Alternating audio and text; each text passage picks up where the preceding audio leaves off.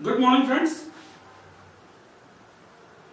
Let's start with the basic concepts of CT1 concerned with time value of money and more particular about the nominal and effective interest rates.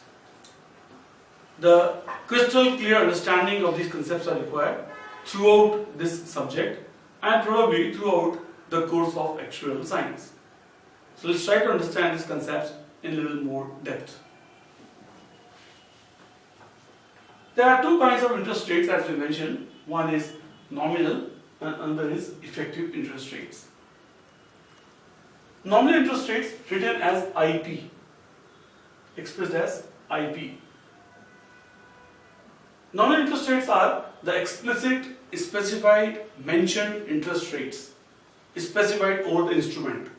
So suppose you are making an FD, then in FD certificate, fixed deposit certificate of the bank, it has been mentioned as say 4% interest rates per annum.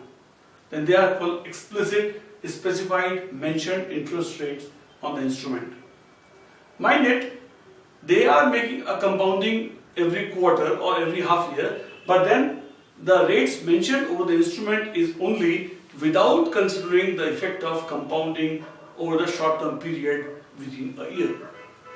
So this is nominal interest rate is when it is mentioned as 4%, then we say that the interest rate expressed on the instrument is specified and mentioned on the instrument certificate is 4%, but then this does not take the effect of short-term compounding within the year.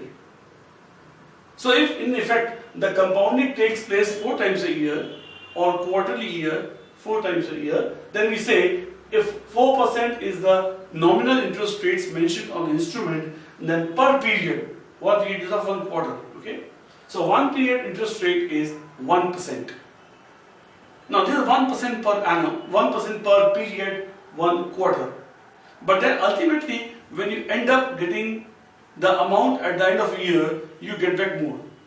The reason is very simple, that if you invest 1 rupee here today, if you invest 1 rupee here today, and interest rate per period is 1%, interest rate per period is 1%, then for the first quarter end, you will end up getting 1.01.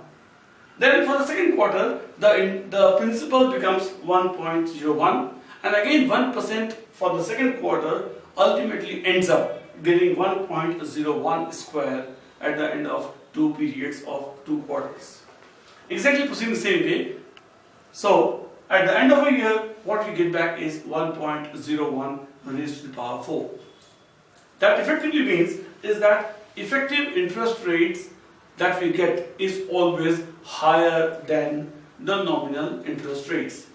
The reason, let me explain again, is that in the nominal interest rate, the compounding effect of short-term compounding has not yet been considered. It's only what has been written, mentioned, specified over the instrument, the financial instrument or the certificates. But what we really get in our pocket, what we really get on our wallet is of course the effect, the amount after considering the compounding effect as well. So we say here I4 is 4% and I4 corresponding to that, the nominal interest rate per quarter is 1%. Effective interest rate per quarter is still 1%, but after considering the effect of compounding, at the end of a year, we get back is 1.01 raised to the power 4. So here comes, we generalizing the formula, is that 1 plus IP, IP is I4, I4 is 4% here in our example, divide by 4, raised to the power whole 4 is equal to 1 plus I, and then the I that we get is called the effective interest rates. The effective interest rates. So finally, if you get back the answers, then the answer for the effective interest rate, let me use the calculator for you, will be equal to 1.01 raised to the power 4. This is the amount that you get, and the amount that you get is 1.0406, which gives to the I as 4.06%.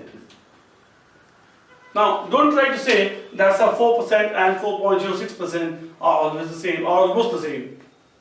The effective interest rates is always going to be more because of the effect of short-term compounding.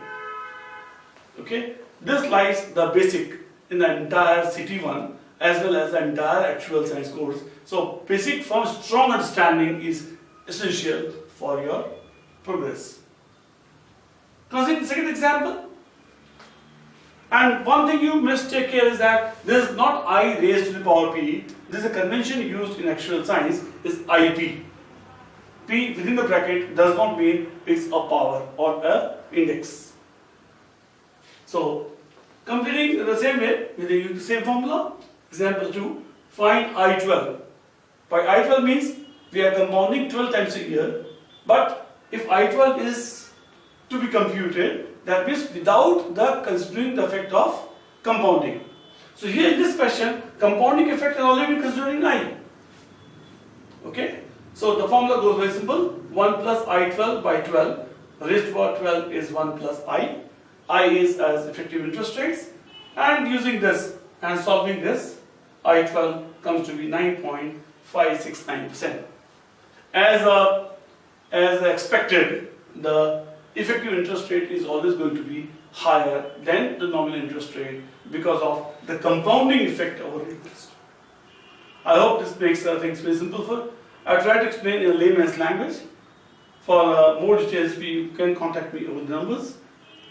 And I hope the concepts have been clear to you, all of you. Thank you very much.